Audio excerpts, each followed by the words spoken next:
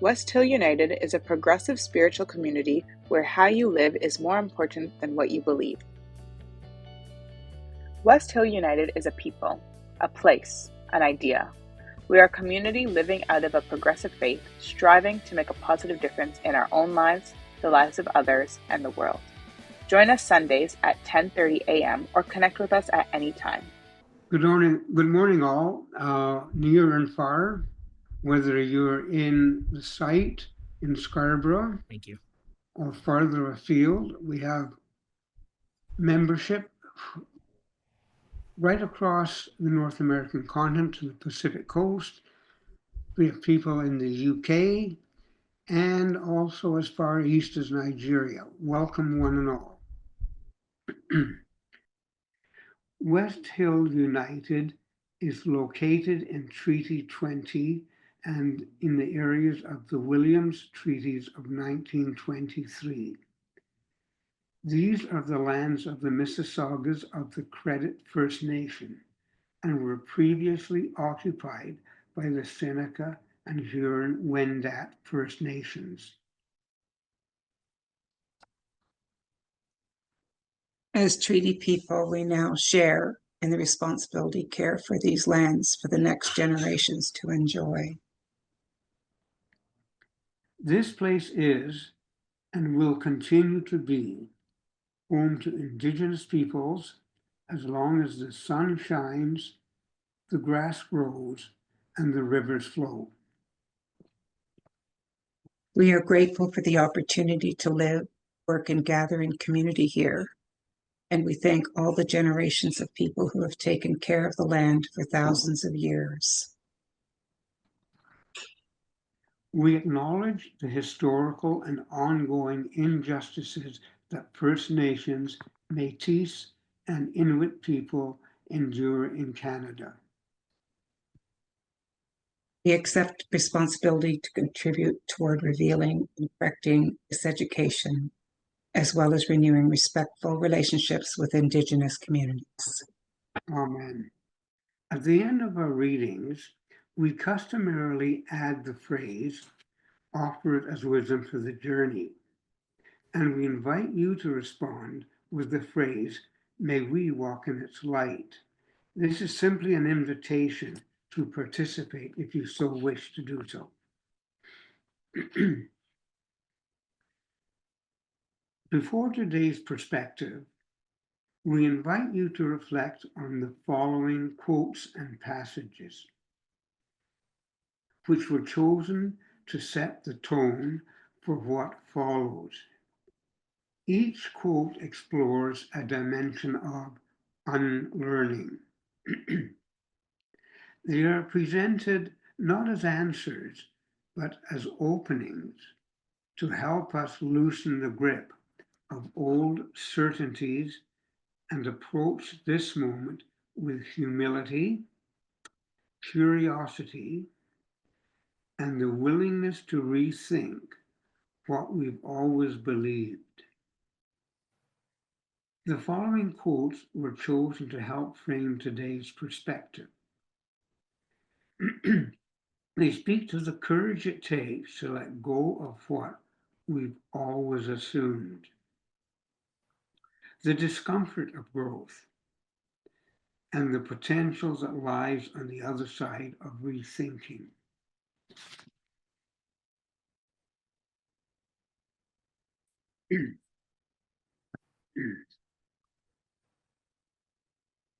Physicist and theorist Albert Einstein states that we cannot solve our problems with the same thinking we used when we created them.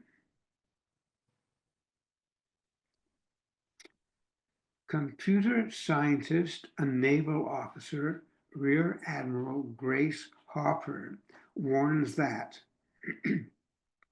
the most dangerous phrase in the language is, we've always done it this way.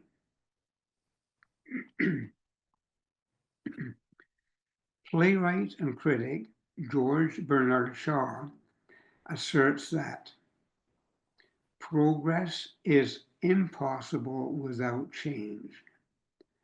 And those who cannot change their minds cannot change anything.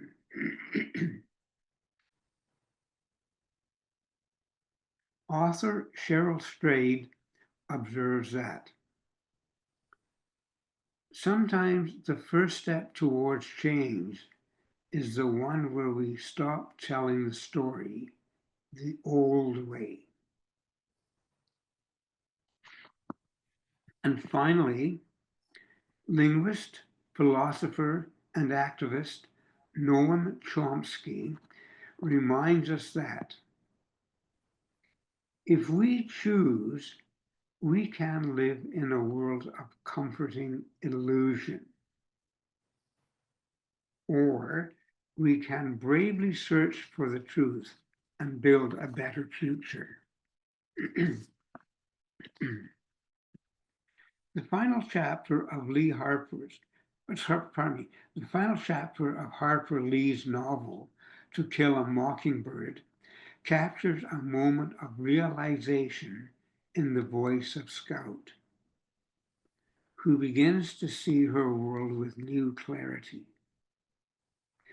This fictional moment mirrors the inner shift that often accompanies unlearning. When we begin to question what we accepted without thought and move toward a deeper, more compassionate understanding. Pardon me. Atticus was right. One time he said, "You never really know a man until you stand in his shoes and walk around in them." Just standing on the Radley porch was enough.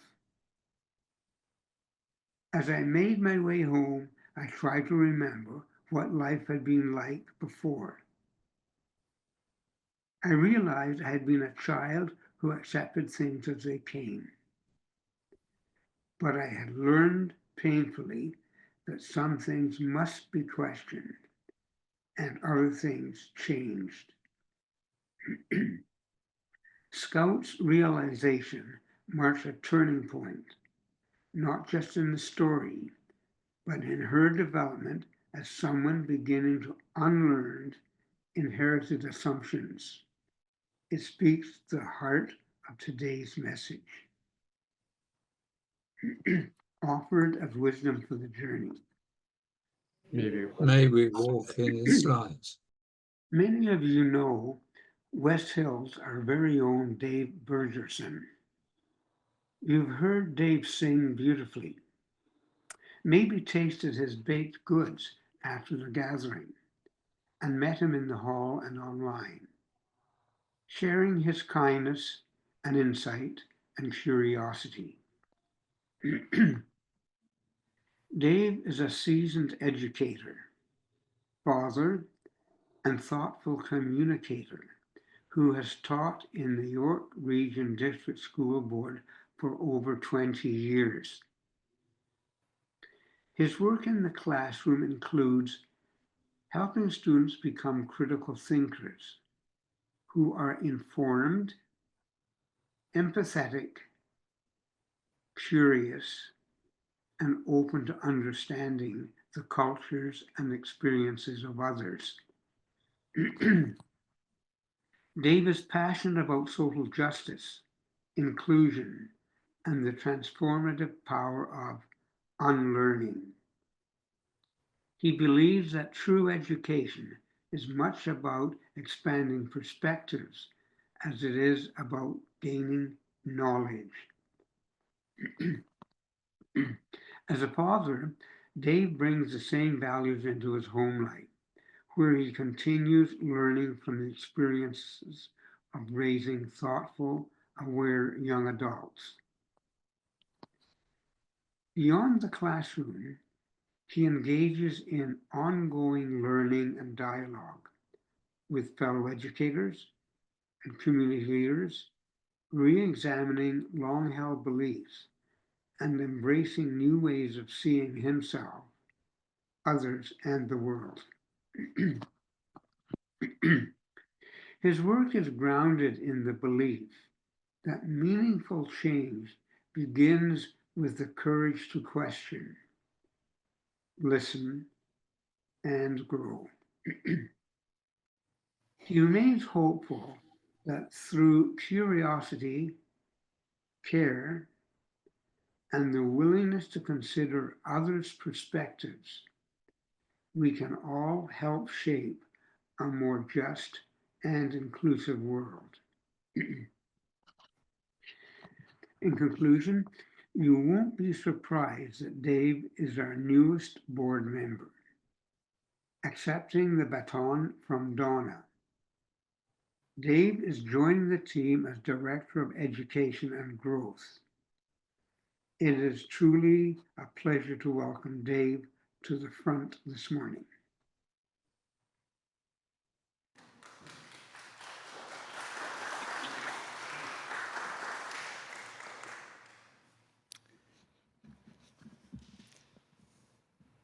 Thank you. It's harder being up here and not singing. Singing is where I find it more comfortable. We often think of growth as a process of acquiring more knowledge. But what if true understanding begins with letting go? What if wisdom begins not with learning, but with unlearning? I've been on a journey of unlearning for over a decade. Today, I'd like to take you all along with me on that journey. We tend to treat learning as a one-way path forward, something that builds up over time, layer upon layer. But learning without reflection can harden into certainty. And certainty, when left unchallenged, I believe, can quietly become bias. Unlearning is the conscious act of stepping back, of questioning the stories, assumptions, and frameworks we've inherited or accepted. It's the uncomfortable but necessary process of saying, maybe I need to let this go. And that's not weakness, that's growth. Because if we're serious about becoming more thoughtful, more compassionate, more just, unlearning isn't optional, it's essential. Unlearning isn't erasing, it's making room.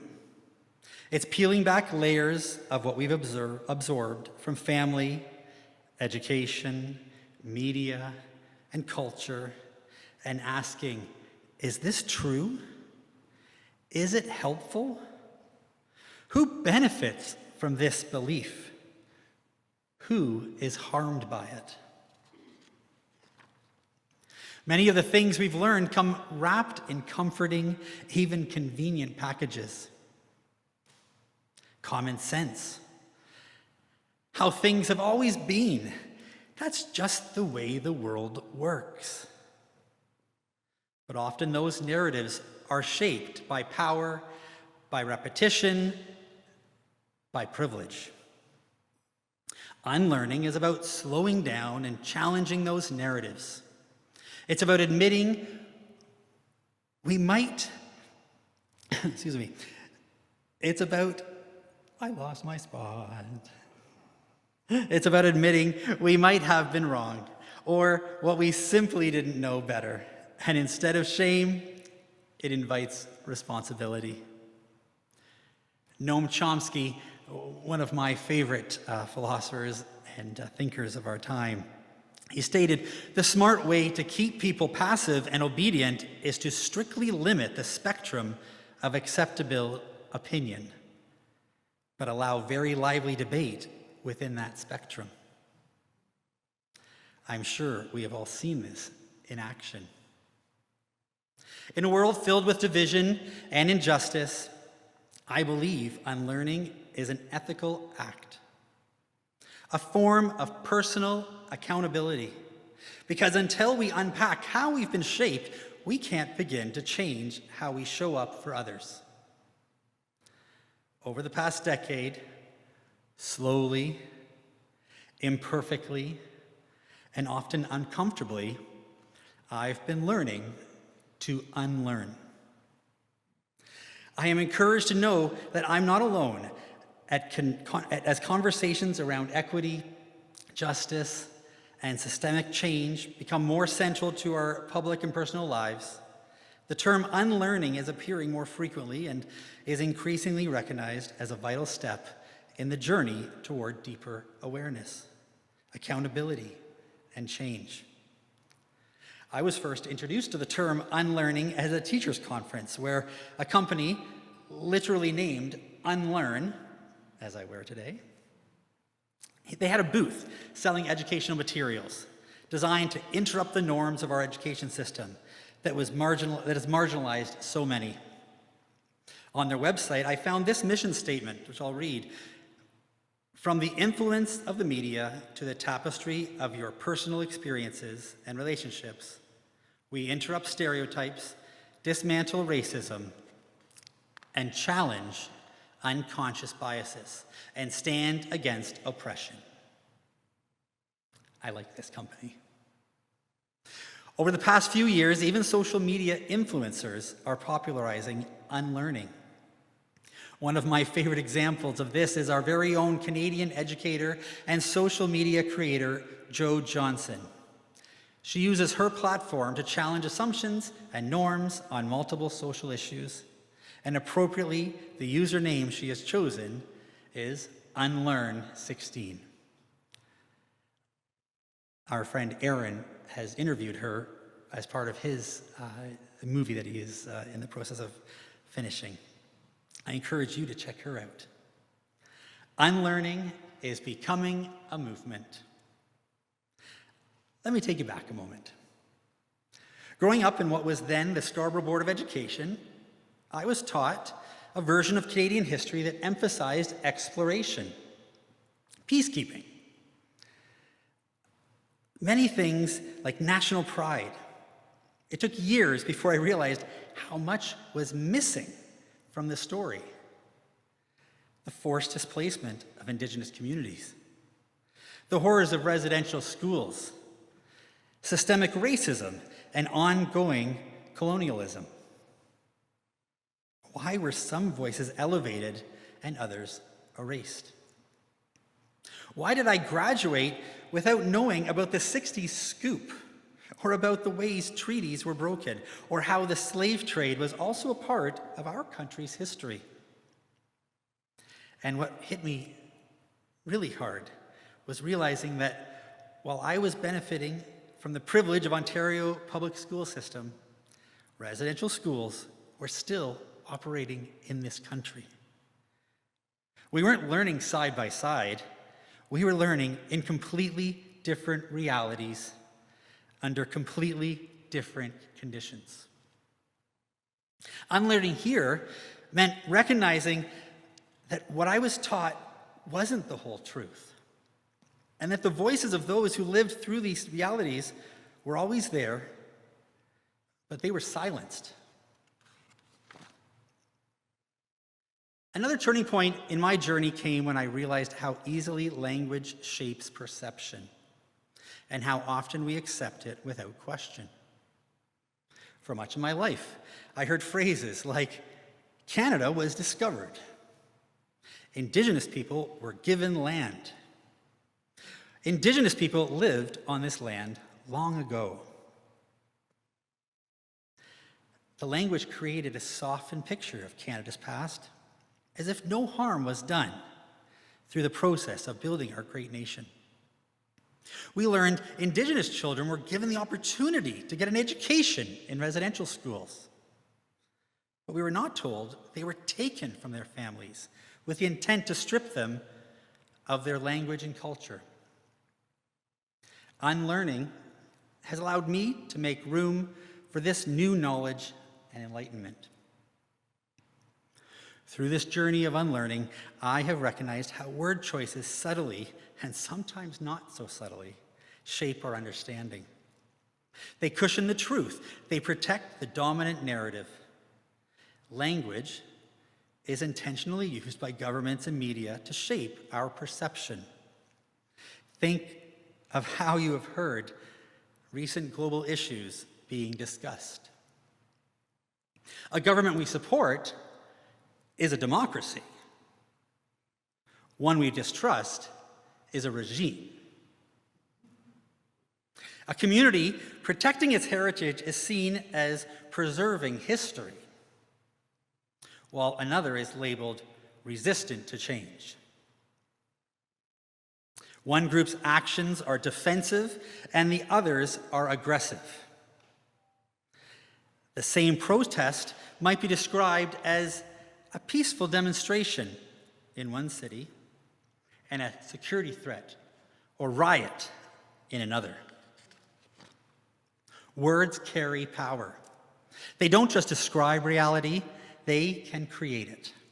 And once I started noticing how often specific language is used to frame one group as legitimate, as good, and another group as suspicious, bad, it has become impossible to unsee. Unlearning has become essential. Discomfort. I mentioned the word earlier, to unlearn. To unlearn is often a discomforting experience.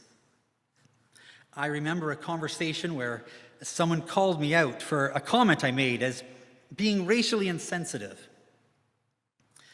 My first instinct was to explain myself, to defend my intent, to show them they were wrong. I'm an ally. I'm one of the good guys. But unlearning has taught me to pause, to ask, why is my comfort more important than others' pain? Is it more important than getting it right? That moment has stayed with me, not because it was embarrassing, but because it was a necessary lesson. It was a turning point. I began to understand that allyship isn't about being right or living up to a degree of empathy that I feel comfortable with. It's about being accountable and humble. Humble enough to accept being challenged and being corrected.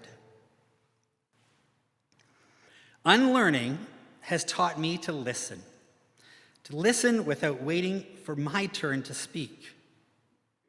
To hear someone else's experience without filtering it through my own.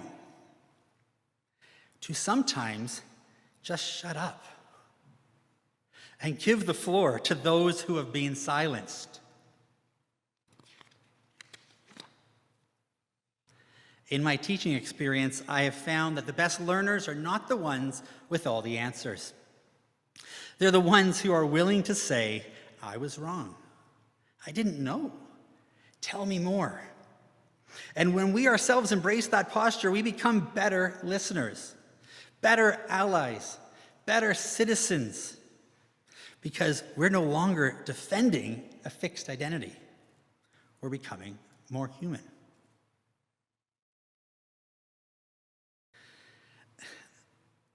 You can't pour water into a glass that's already full.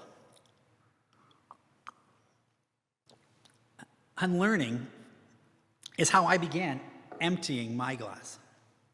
It's how I have made room for knowledge that challenges me, stretches my thinking, and reshapes how I engage with the world each day. I've always thought of myself as a progressive educator. I hope that I am. But to be progressive in any career requires constant change and reflection. I'll circle back to this in a moment. But first I want to share a question a creator on TikTok, I love TikTok, once asked in response to someone's statement, I'm not racist. The question he asked, when? When are you not racist? When I heard this, I was intrigued. Unlearning is asking questions. He went on to point out that From the 1600s to the 20th century, you could have qualified as not being racist simply by saying, "I don't think we should own slaves or exterminate Indigenous people." The bar was low back then. In the early 1950s, someone might have qualified by saying, "I think all children should get an equal opportunity in education."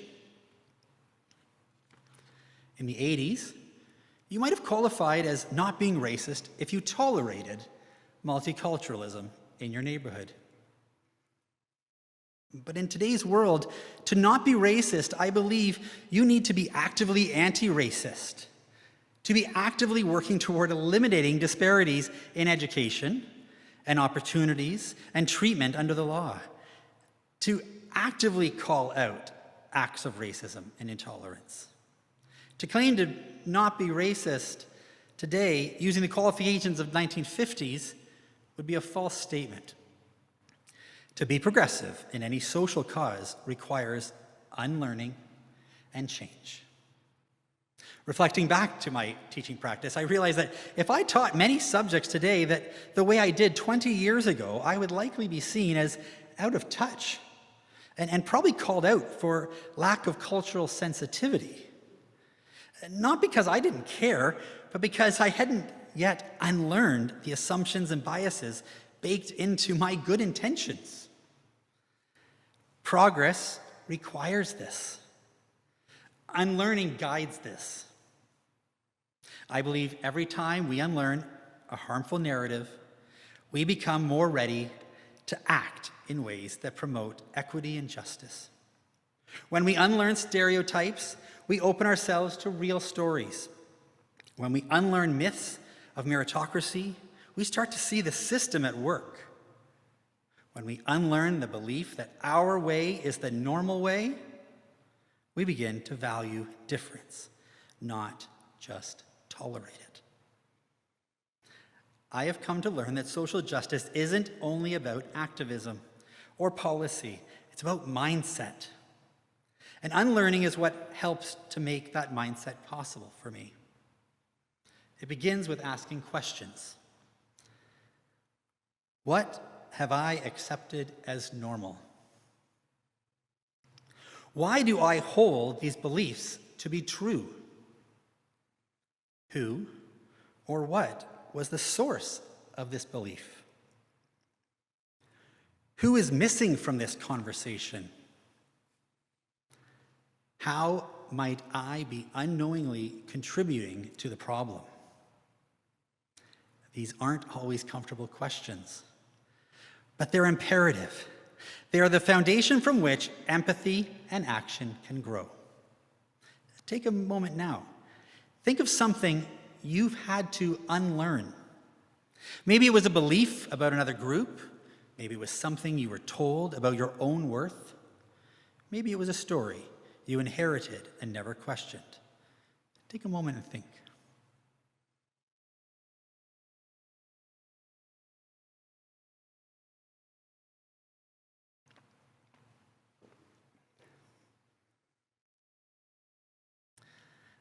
Unlearning isn't a destination.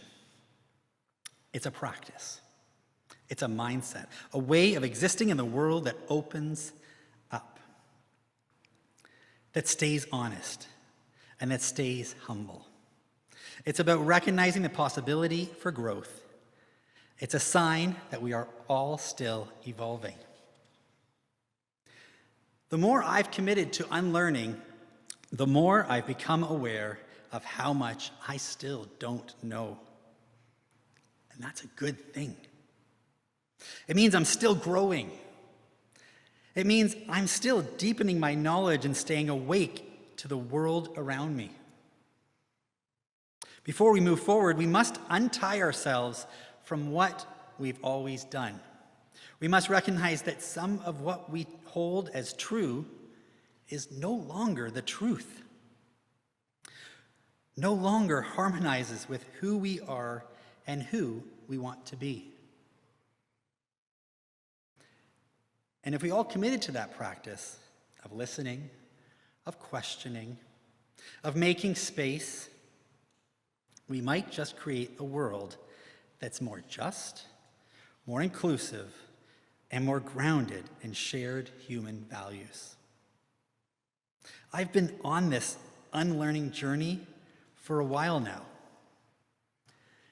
It is a journey which brought me here to West Hill. When I first came to West Hill, I had to untie my assumptions, my own biases. What would this congregation be like? A group made up of many people, 30, 40, and even 50 years my senior. A place where I was greeted on my very first day by a lovely 90-year-old man named Frank, who helped me get a name tag and find a seat. Did I have preconceived notions? Of course I did. I had heard others from this generation share their opinions of this changing world before. And those experiences had made me cautious. I was wrong. I was very wrong. And I'm very glad I was. What I found here among all of you was an overabundance of curiosity, courage, love, so much love, empathy, a willingness to engage with change, and a desire to grow in a shared set of values that wanted nothing more than to bring goodness into the world. Here, in this hall, which extends across the ocean, I found inspiration. I have been enlightened by you.